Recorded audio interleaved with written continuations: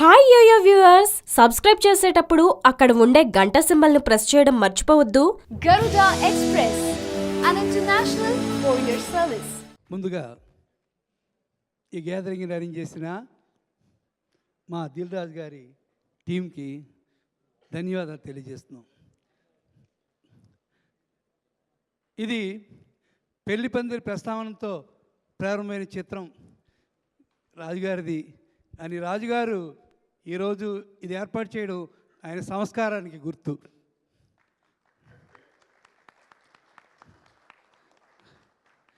ఏదైనా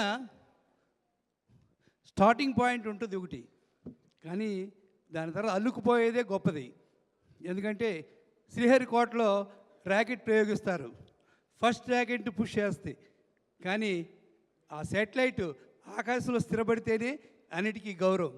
శ్రీహరికోట కూడా అలాగే ఫస్ట్ ఎంత లిఫ్ట్ ఇచ్చినా ఆయన అల్లుకుపోయి ఇంత సంస్థను ఏర్పాటు చేయడం ఆయన గొప్పతనం. అందుకని రాజుగారిని ముఖ్యంగా అభినందిస్తున్నాను నేను. మా పెళ్లి పందిరి రాజుగారికే కాదు, చాలామందికి టర్నింగ్ పాయింట్.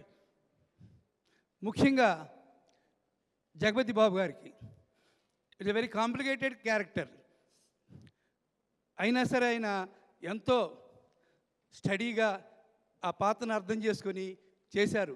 ఎలా దీనికి ఆయన చేసిన దానికి రివార్డ్ అంటే నాకు చాలా థ్రిల్ అయిన ఒక ఐటెం జరిగింది. అదేంటంటే వారి ఫాదర్ ఒకరోజు నన్ను పిలిచి, నేను రాజ్ కపూర్తో సినిమా తీయాలనుకున్నానయ్యా రామకృష్ణ, కానీ కుదరలేదు. కానీ పెళ్లి పందిరి సినిమా చూసి మా వాడి క్యారెక్టర్ చూశాక ఆ లోటు తీరింది, వాడు రాజ్ కపూర్ అనిపించాడు. ఆ రోజు నాకు థ్రిల్ అనిపించింది. ఏదైనా సరే అంత గ్రేట్ ప్రొడ్యూసర్ చెప్పిన మాట ఇప్పటికీ నా గుండెలో చాలా ఆనందంగా ఉంటుంది. ఆ సినిమా చూసినప్పుడల్లా ఒకసారి నేను జగపతి బాబుని అభినందిస్తా, ఎందుకంటే ఆ మాట నిజం చేసినందుకు.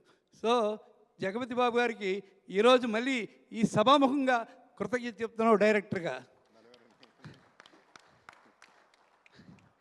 ఇది ఇంకొకటి ఏంటంటే ఈ సినిమాలో ఇంకొకటి ఫైనాన్సర్ రమేష్ గారు.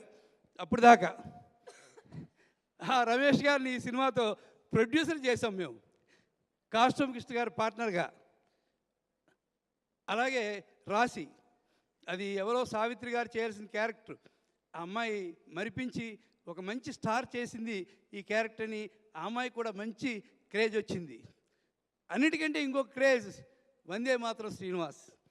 ఈ సినిమాకి శ్రీనివాస్ గారిని మ్యూజిక్ డైరెక్టర్గా నేను ప్రపోజ్ చేస్తే కాస్ట్యూమ్ కృష్ణ గారు, రమేష్ గారు అందరూ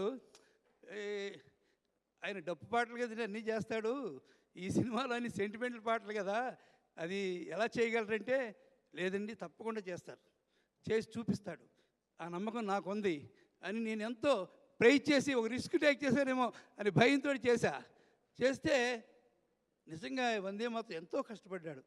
అంటే ఒకసారి క్లైమాక్స్ అప్పుడు చాలా థ్రిల్లింగ్ ఐటమ్. అక్కడ వందే మాత్రం శ్రీనివాస్ గారు నా పక్కనే ఉన్నాడు, మిక్సర్ దగ్గర రీరికార్డింగ్ జరుగుతున్నప్పుడు ఆ సీన్ వచ్చి పృథ్వీ ఒట్టు ఏయ్ అని చెప్పినప్పుడు ఒక గొప్ప థ్రిల్ కావాల్సి వచ్చింది. నా పక్కన చూస్తే వందే మాత్రం లేడు. ఏమైందంటే థియేటర్లోకి వెళ్ళి పాడుతున్నాడు అతను ఎమోషనల్గా. అది చూసి అందరూ కూడా చప్పట్లు కొట్టారు. అలాగే ఇన్వాల్వ్మెంట్ తోటి వందే మాత్రం ఈరోజు సంచలన మ్యూజిక్ డైరెక్టర్ అయ్యాడంటే దానికి కారణం పెళ్లి పందిరి. ఈ వీడియో గనుక మీకు నచ్చినట్లయితే లైక్ చేయండి, షేర్ చేయండి అండ్ సబ్స్క్రైబ్ చేయండి.